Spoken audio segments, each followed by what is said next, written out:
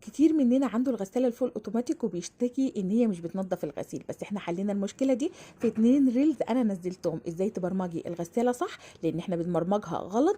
لازم تعرفي تبرمجيها على ايه عشان تنظف معاكي الغسيل.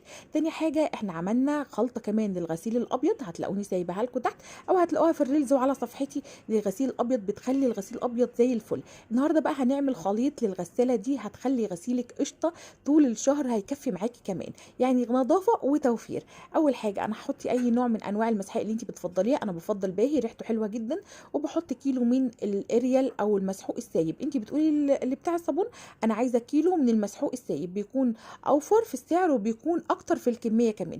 بتخلطي ده مع ده، وبنحط كمان معلقه من الزهره البيضاء وبتمشي مع الالوان وبتمشي مع الابيض وكل حاجه، لان الزهره البيضاء بتنضف يا جماعه جدا. بعد كده بحط كيس من الفانيش بتاع الالوان الحبوب وبقلب الكميه. طب انا عايزه ريحه الغسيل بتاعتي تبقى حلوه،